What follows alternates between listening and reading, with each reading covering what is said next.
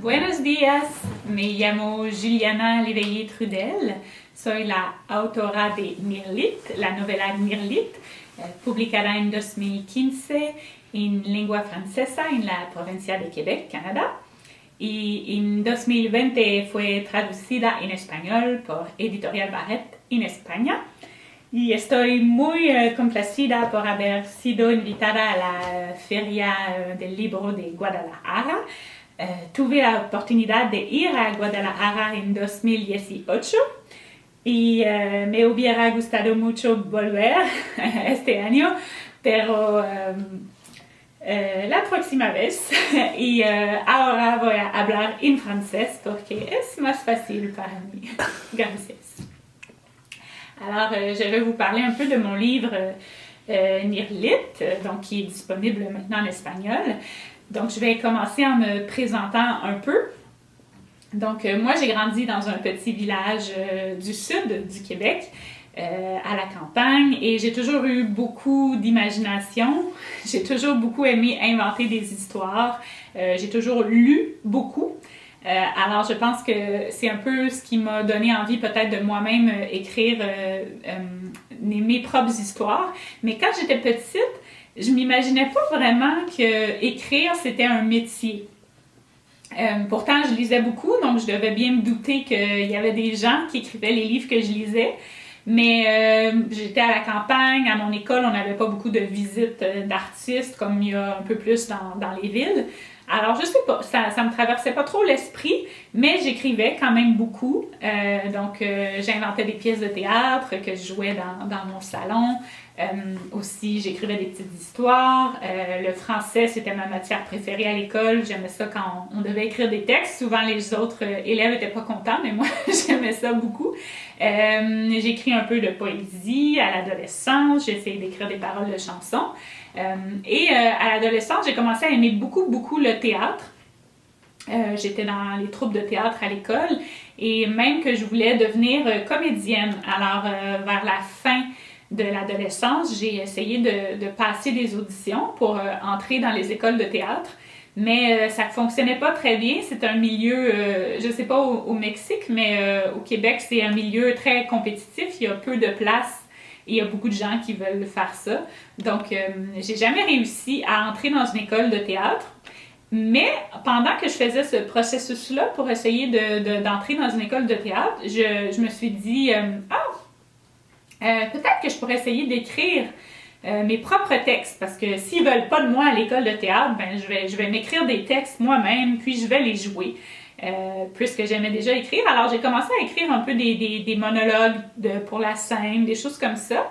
Et puis, je les jouais, par exemple, à l'université. J'étudiais en animation culturelle et on avait des spectacles étudiants, des choses comme ça. Donc, j'ai commencé à présenter mes numéros dans ce cadre-là. Puis, j'avais toujours des très bons commentaires sur l'écriture des textes.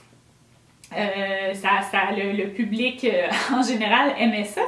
Alors, tranquillement, je me suis mis à vraiment plus être intéressée par la partie écriture que par la partie de jouer, de jouer un rôle. Puis je pense qu'au fond, c'est ça qui m'intéressait vraiment, c'est ça qui venait me chercher dans le théâtre, c'était la création. Je pense que pour moi, c'est quelque chose qui me passionne, cette idée d'inventer, de créer des histoires.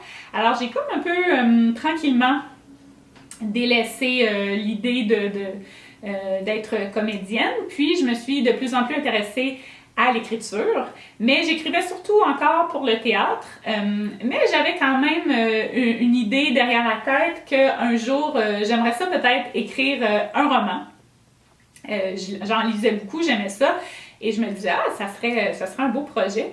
Puis, donc, en vieillissant tranquillement, je pensais à ça. Puis, je me disais aussi, c'était comme un objectif un peu lointain. Je me disais, je pourrais écrire un roman pour mes 30 ans. Parce que, comme chacun le sait, il faut faire quelque chose de spécial quand on a 30 ans. Puis moi, j'avais un peu trop peur pour sauter en parachute ou me faire tatouer. Alors, je me suis dit, écrire un roman, ça serait respectable. Donc, j'avais cette idée-là dans la tête. Mais j'avais pas nécessairement d'idée de sujet particulier. Jusqu'à temps que, en 2011, je me rende pour la première fois dans une région du Québec qui s'appelle le Nunavik. Donc, le Nunavik, c'est la partie qui est complètement au nord du Québec. C'est tout ce qui se trouve en haut du 55e parallèle. Je sais que pour vous, probablement, le Québec, c'est déjà le nord et le froid, mais il y a vraiment encore plus nord, plus froid que Montréal, par exemple. Donc, c'est le territoire des Inuits, donc une des 11 nations autochtones du Québec. Et moi, je me suis retrouvée aller là-bas parce que j'avais une amie qui était professeure là-bas. Puis avec elle, on avait créé un projet de camp de vacances l'été pour les enfants dans la communauté Inuit parce qu'il n'y avait rien, il n'y avait pas de programme d'activité pour les enfants l'été. Donc avec mon amie enseignante, on a créé ce programme-là de camp de vacances l'été. Donc je me suis retrouvée à aller là-bas pour la première fois en 2011 et j'ai passé 4 étés complet à Salouit. Le village s'appelle Salouit au Nunavik. Et là, j'ai découvert vraiment tout un monde très différent de notre vie à nous au sud. J'ai découvert la culture inuit, tout ça. Et tout de suite, en arrivant là-bas, j'ai trouvé que c'était vraiment un endroit fascinant et un endroit qui était pour moi littéraire. Je me disais, il faudrait écrire un peu pour parler de ce qui se passe ici. Il y avait à peu près rien, pas de texte qui existait, pas de texte de fiction qui existait sur ces réalités, très très peu. Alors moi, je me suis dit tout de suite, ça m'a réveillé quelque chose. J'ai eu cette idée que peut-être que je pourrais écrire, mais encore là, ça demeurait flou. Mais c'est resté dans ma tête et j'ai commencé, pendant mes étés là-bas, j'ai commencé à prendre des notes dans un calepin, un petit journal personnel, des choses que je trouvais assez marquantes ou assez soit bouleversantes, ça peut être de façon positive ou négative. Donc je prenais toutes sortes de notes sans savoir si ça allait me servir. Mais j'ai quand même amassé comme ça de la matière pendant quelques années. Et puis, un jour est arrivé un événement un événement tragique à Salouit. Et cet événement-là m'a inspiré vraiment l'écriture du roman Mirlit, donc qui est maintenant disponible en espagnol. Donc, je vais vous parler un peu de mon processus créatif pour l'écriture de Mirlit, puis en général. Moi, je pense que je suis pas une écrivaine qui est capable d'inventer quelque chose complètement. Il y a des auteurs qui sont capables ils vont faire des romans historiques, ils vont faire de leur recherche, puis ils vont vraiment tout inventer une histoire qui se passe à une époque qu'ils n'ont pas vécue, ou il y a des gens qui vont vraiment créer des univers de science-fiction ou des choses très, très loin de la réalité. Moi, je pense que j'ai pas cette capacité-là. J'ai besoin de parler de quelque chose que je connais. Puis j'ai besoin aussi d'avoir une connexion personnelle avec le sujet, parce que je pense que si c'est quelque chose qui me touche pas personnellement, j'ai de la misère à écrire quelque chose de senti. C'est aussi, je trouve, pour moi, un écrivain, c'est quelqu'un qui apporte sa perception du monde, qui présente, qui est un témoin dans la société, puis qui présente sa perception. Donc, pour moi, je trouve ça un peu inintéressant de lire un auteur qui parlerait de quelque chose qu'il ne connaît pas du tout, parce que je me dis, en quoi cette perception-là m'intéresse? J'aime mieux lire quelqu'un qui parle de quelque chose qu'il connaît. Donc, c'est un peu ma façon de travailler. Et donc, comme je disais tout à l'heure, le roman Mirlit, ça se passe à Salouit, au Nunavik, le village où moi j'ai travaillé pendant plusieurs étés et que j'ai eu l'occasion d'apprendre à connaître les lieux et les gens. Donc, et comme je vous disais, j'ai fait toutes sortes d'observations dans des cahiers pendant mes années là-bas. Puis, donc, à mon 3e été, quand je suis arrivée en 2013, j'ai appris donc une très mauvaise nouvelle. Il y avait une femme inuit dans le village de Salouit qui s'appelle... je ne vous dirai pas son nom. Il y avait une femme que je connaissais parce qu'elle travaillait à la municipalité, donc j'avais affaire à elle et je l'aimais beaucoup. On se connaissait plus par le travail, mais je l'appréciais vraiment beaucoup. Et quand je suis arrivée à l'été 2013, puisque je retournais chez moi en ville à la fin de l'été, quand je terminais le camp. J'ai appris que cette femme, elle était morte. En fait, elle avait été portée disparue et on n'avait jamais en fait retrouvé son corps, mais il y a un homme du village qui a avoué qu'il l'avait tuée, qui avait jeté son corps dans l'eau. Le village est situé au bord d'un fjord, donc il avait jeté le corps dans l'eau. Donc c'est une histoire un peu passionnelle et moi ça m'a vraiment bouleversée. Parce que c'était une personne que je connaissais, que j'aimais beaucoup. Aussi au Canada, il y a une grande problématique de violence envers les femmes autochtones. Donc les femmes autochtones sont, je pense, 4 fois plus à risque d'être victimes de violence que les femmes non autochtones. Il y a aussi beaucoup de femmes qui sont autochtones, qui sont disparues depuis les 20-30 dernières années. On parle de milliers de cas non résolus. Certaines, on sait qu'elles sont mortes, mais il y en a qu'on ne sait même pas ce qui leur est arrivé. Donc, c'est vraiment une très grande problématique chez nous. Donc, moi, j'avais entendu parler, bien sûr, de ce problème-là, de cette réalité-là. Et je trouvais ça terrible, mais quand les statistiques, tout d'un coup, c'est le visage de quelqu'un que tu connais, le nom de quelqu'un que tu connais, ça change. C'est plus juste une statistique, c'est vraiment une réalité. Donc moi, ça a été assez bouleversant pour moi d'apprendre ça. Et je me suis dit, il faut raconter ça, il faut parler de cette histoire-là. Puis j'avais envie depuis plusieurs années d'écrire, de parler du Nord, qui peut être à la fois magnifique et splendide. Il y a plein de belles choses qui s'y passent, mais c'est aussi un endroit où il y a des tragédies comme celle-là. Et il y a toute cette histoire complexe d'histoire coloniale, parce que le Canada, comme le Mexique, a une histoire coloniale, donc toutes les conséquences du colonialisme, on les vit encore aujourd'hui. Je pense qu'on ne peut pas parler d'une société vraiment égale pour les Autochtones et non-Autochtones en ce moment au Canada. Et quand on se retrouve à travailler dans ces communautés-là, on le voit. Donc, j'avais envie d'en parler. Alors, je me suis dit, je vais raconter ça. Ça va être ça l'histoire que je vais raconter dans ce roman que j'ai envie d'écrire. Et aussi, je trouvais que cette histoire-là se prêtait pas à une forme théâtrale comme ce que j'avais l'habitude de faire. Elle était plutôt, pour moi, se prêtait plus qu'à quelque chose comme un roman. Donc, j'ai commencé à travailler sur l'histoire. Et c'est une histoire très simple, dans le fond, que j'aurais pu raconter en quelques lignes.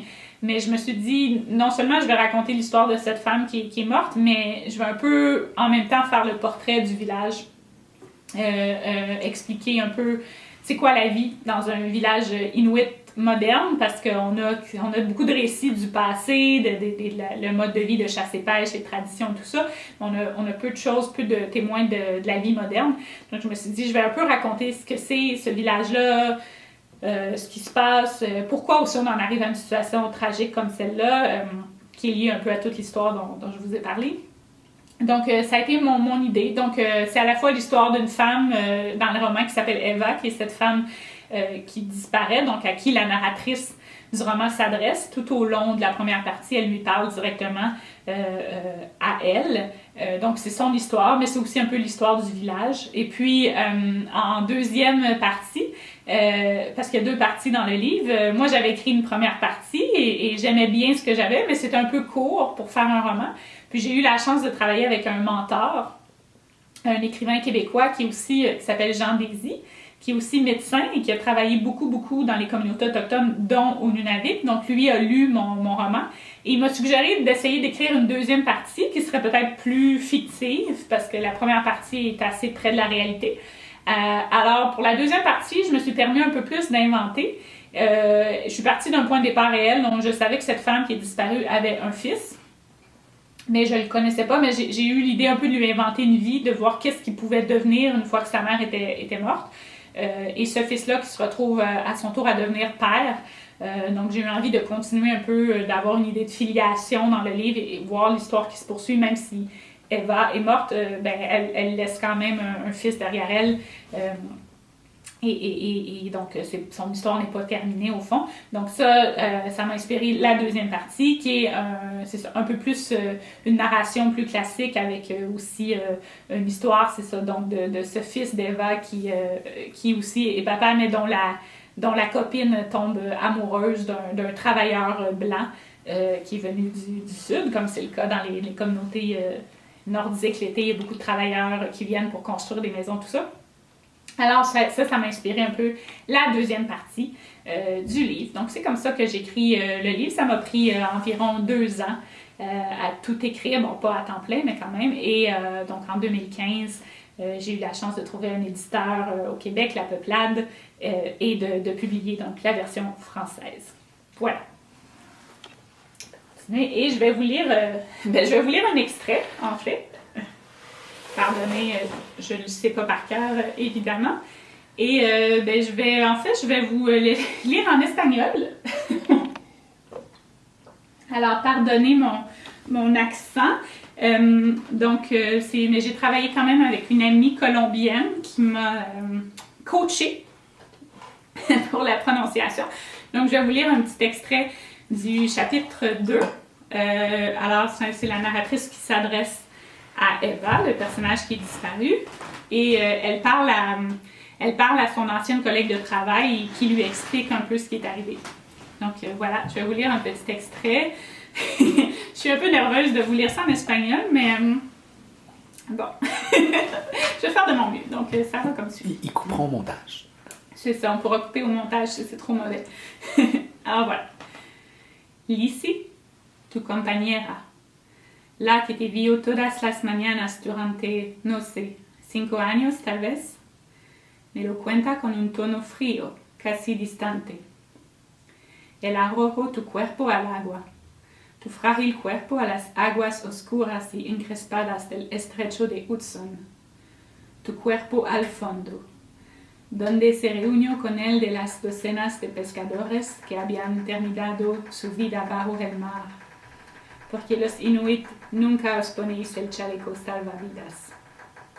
Aceptáis la muerte antes incluso de que se anuncie, porque desde hace milenios la vida es inmisericordia en medio del frío abrasador de enero, con 5 horas de luz al día, y porque de todos modos, donde si no, sería más feliz un pescador. Tu cuerpo en el agua, y tu espíritu en todas partes, en la superficie del mar, en la tundra, en ese cielo del verano ártico que nunca se oscurece. Baila, Eva, baila, yo extraña a ti, digo con tu francés macarónico. Lucy dice que no han hallado tu cuerpo, ese que se sentó durante todos estos años en la silla que veo por el rabillo del ojo, tu cuerpo, sobre el que descansaba el rostro sonriente de la recepción del Northern Village of Salwit, tu cuerpo detrás del mostrador de recepción, tu cuerpo, lo primero que se veía al entrar, y tus ojos y tu sonrisa, yo extraña a ti. Lizzie dice, no habrá ceremonia, al menos no este mes. El cura no está, no vuelve hasta agosto, no habrá ceremonia. Y la oigo pensar, sin cuerpo no hay ceremonia. Oigo gritar a las docenas de Jesuses que cubren su mesa de trabajo, sin cuerpo no hay ceremonia. Estoy harta de su compasión por el Jesús doliente, me entran ganas de gritarle, nosotros también sufrimos roder. Y entonces lo recuerdo. Lizzie también.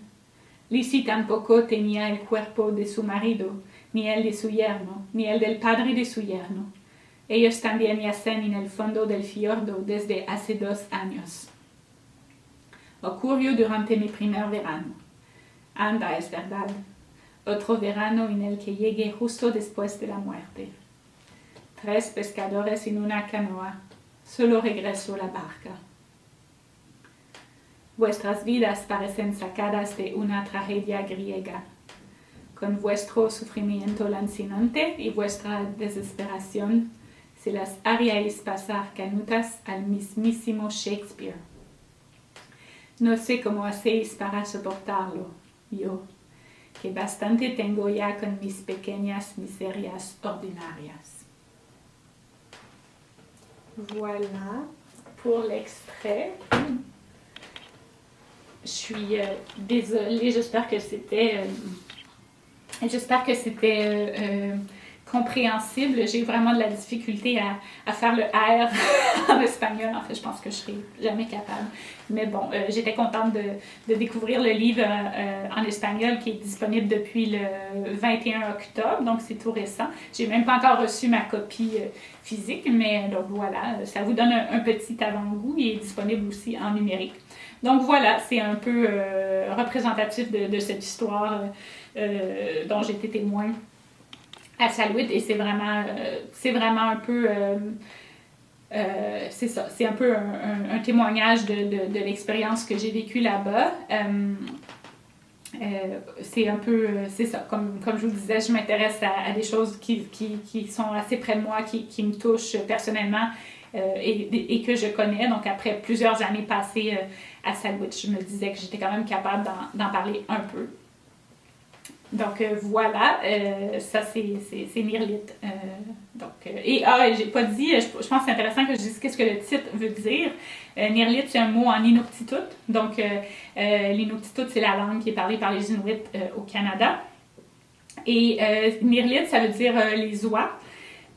Donc, ça veut dire particulièrement l'oiseau qui s'appelle la bernache du Canada. Vous avez peut-être vu, c'est un oiseau emblématique du Canada. C'est un gros oiseau assez dodu avec un très long cou blanc et une tête noire.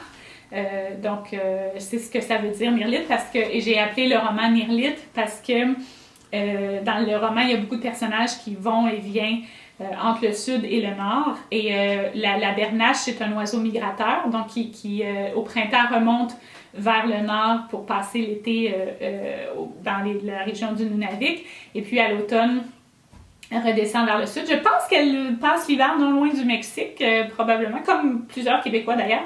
Et donc, moi, c'est un peu aussi cette narratrice-là qui, l'été, monte vers le nord, à l'automne, redescend au sud, et cette idée de voyage un peu entre les deux. Donc, c'est ce qui m'a inspiré le titre du livre. Donc voilà, Mirlit, maintenant vous savez dire une chose en Inuktitut, et il y a plusieurs mots comme ça parsemés dans le livre, parce que la langue, pour moi, est très intéressante, la langue inuit, donc j'en ai un peu aussi saupoudré dans le texte. Donc voilà. Oui, et maintenant je voulais vous raconter un peu. J'ai eu la chance d'aller au Mexique une fois dans ma vie, mais j'ai pas vu beaucoup parce que j'avais un horaire un peu de premier ministre.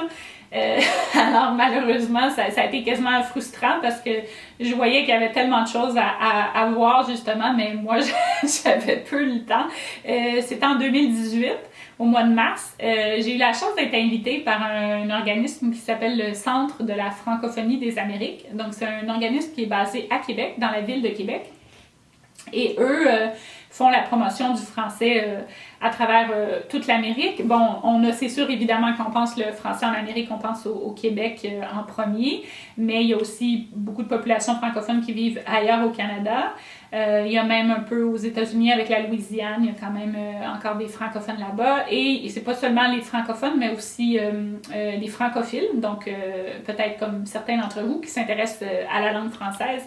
Donc il y a le Centre de la francophonie des Amériques est en lien avec des universités partout en Amérique centrale et en Amérique du Sud et en Amérique du Nord, le Mexique évidemment. Et font des partenariats pour faire lire des œuvres justement en français, des œuvres littéraires dans le cadre des programmes de français. Alors moi, j'avais été invitée parce que chaque année, il y a comme un peu un festival de la francophonie avec les universités qui enseignent le français, et ils invitent normalement un auteur ou une auteure francophone à aller rencontrer des étudiants de français qui lisent l'œuvre au préalable. Donc moi, j'avais été invitée en 2018, c'était un grand honneur.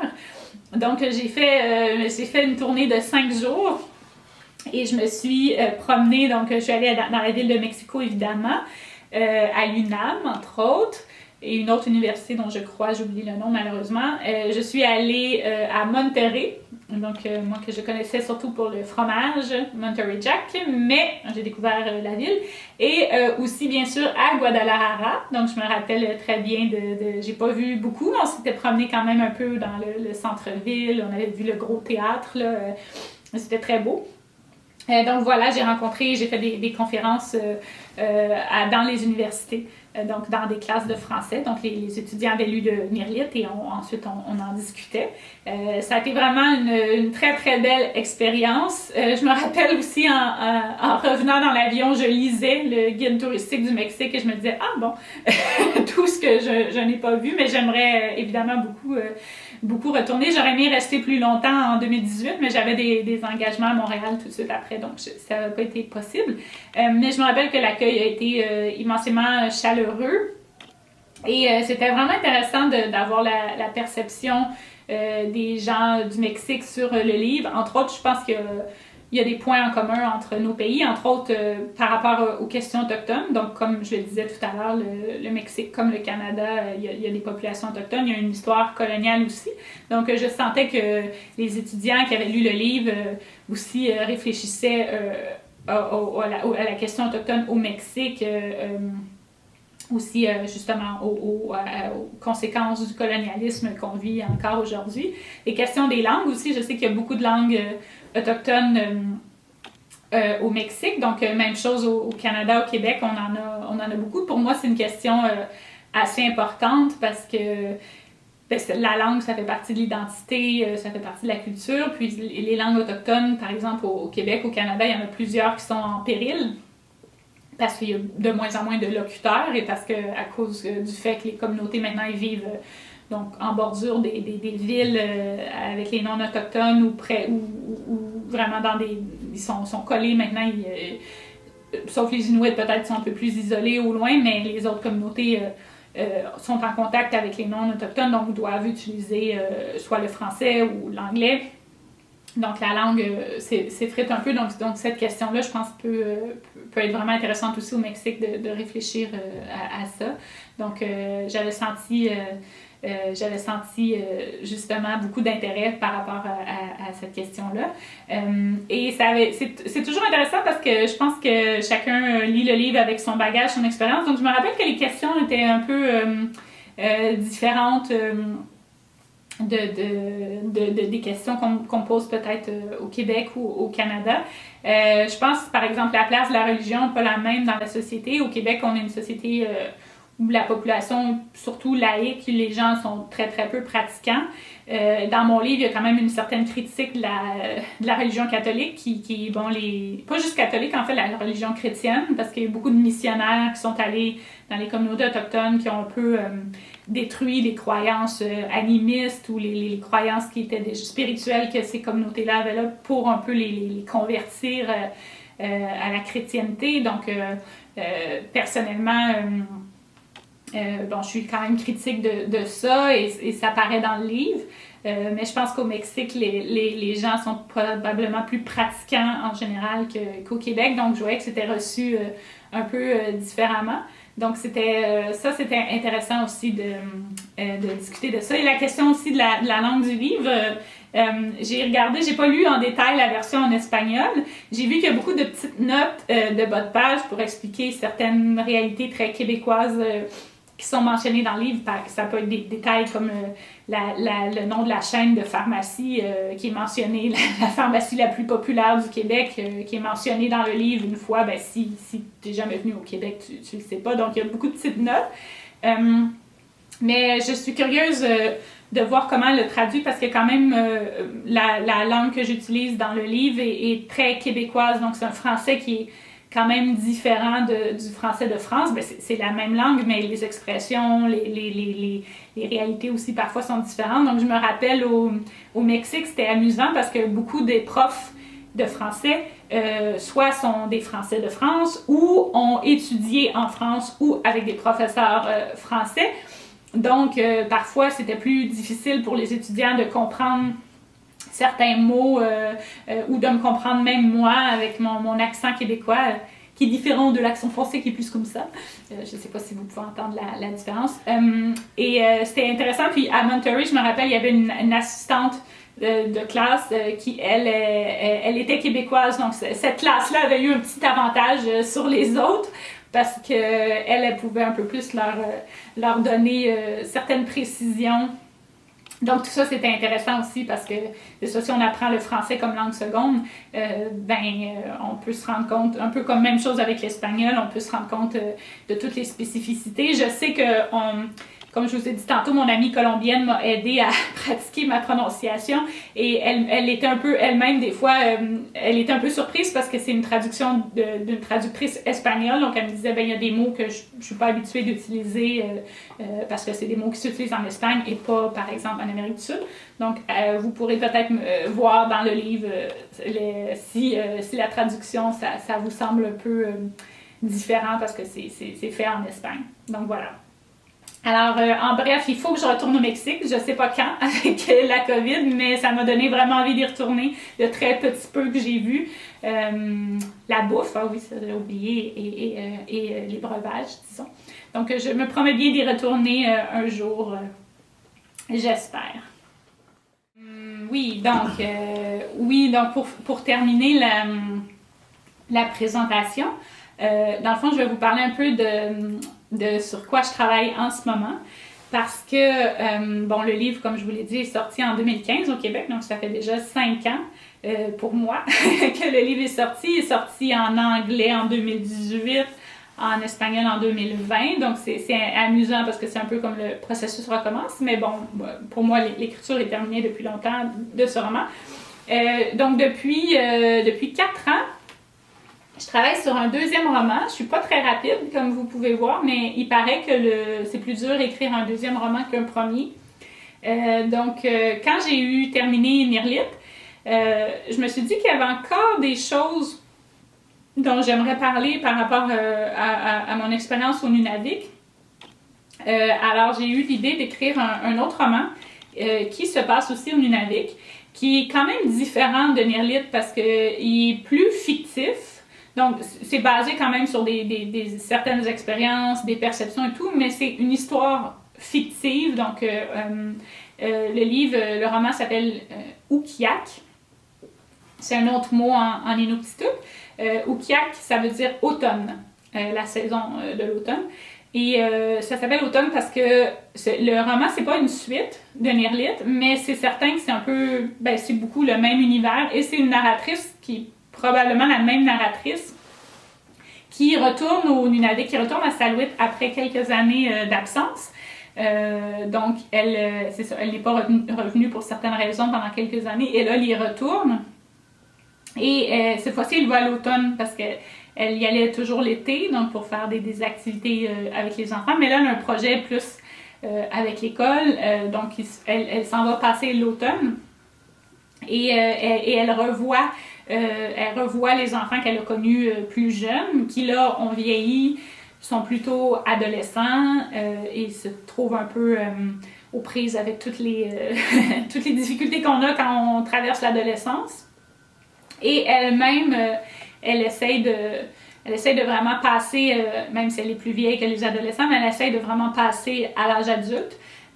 C'est un roman, je pense qu'en français on dit un roman de passage, je sais pas en espagnol ça serait quoi l'expression, en anglais ils disent coming of age, donc les histoires de passage de l'enfance à l'adulte donc c'est un peu le sujet du livre. C'est à la fois le passage des enfants qui deviennent des adolescents et qui doivent un peu faire face aux difficultés de la vie, et celui de la narratrice aussi, qui a vécu certaines difficultés dans sa vie personnelle et qui là essaie de faire face vraiment à ces difficultés-là et pour devenir une vraie adulte elle aussi. Donc on le voit un peu en parallèle, les enfants et la narratrice. C'est un peu un miroir. Je pense que la narratrice se reconnaît un peu dans les enfants. Donc, c'est le sujet du livre, qui lui va être peut-être un peu plus classique dans la forme. Donc, l'histoire qu'on suit vraiment, une seule partie, l'histoire qu'on suit du début à la fin, avec aussi des personnages plus développés. Parce que dans Mirlit, c'est un peu comme des chroniques. Il y a certains personnages qu'on voit juste une fois, c'est des petits morceaux assez courts. Puis je me rappelle que plusieurs personnes m'avaient dit qu'il y a des personnages qui auraient aimé voir plus, apprendre à connaître, qui reviennent, qu'on s'attachait à des personnages qu'on ne revoyait pas. Alors je me suis dit, ok, je vais essayer aussi d'avoir des personnages que je suis du début à la fin. Donc, il y a vraiment, il y a la narratrice, mais il y a ce groupe particulier d'adolescentes et d'adolescents de qui elle était particulièrement proche, donc qu'on suit aussi dans le livre et qu'on les voit évoluer eux aussi. Donc voilà, c'est pas un livre avec des tonnes d'action. Au début, j'avais une idée un peu plus un livre de type avec une intrigue policière, mais je me suis rendu compte que j'étais pas capable d'écrire ça, un livre policier, puis que de toute façon, c'était pas mon propos. Ce qui m'intéressait, c'était vraiment plus ce côté-là de passage. Donc j'ai enlevé toute la partie un peu d'enquête et ça devient un livre un peu plus, un rythme plus lent, mais plus un peu méditatif. Voilà, donc je suis en train de... Déjà, j'écris c'est déjà la 4e version en 4 ans de ce livre, donc que je suis en train de travailler. Je suis à peu près peut-être au quart du livre, donc je pense que j'ai probablement encore une bonne année d'écriture devant moi. Je travaille fort, mais ça avance lentement, mais c'est correct. Je pense que cette fois, j'aime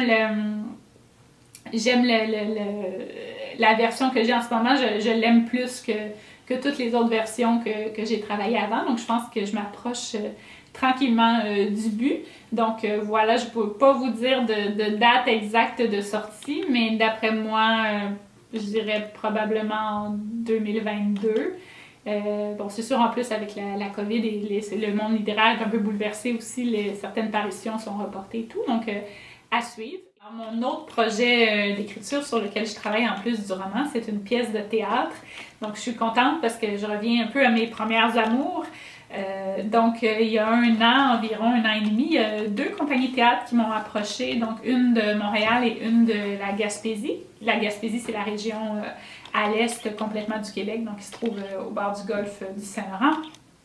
Donc, c'est 2 compagnies qui travaillent ensemble et qui m'ont demandé de leur écrire un texte, une pièce de théâtre, parce que le directeur artistique d'une des compagnies avait lu Mirlitt et il avait bien aimé, donc il m'a demandé est-ce que tu écris du théâtre, et ça tombait bien parce que c'était d'abord ce que j'avais écrit en premier, du théâtre. Donc je travaille sur une pièce qui va être jouée en 2022.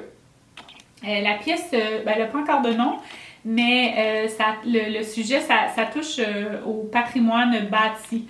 Donc, c'est peut-être un enjeu aussi au Mexique, mais au Québec, en général, on ne s'occupe pas très bien de nos édifices patrimoniaux. Ils sont parfois laissés à l'abandon. Les lois sont un peu sont ambiguës.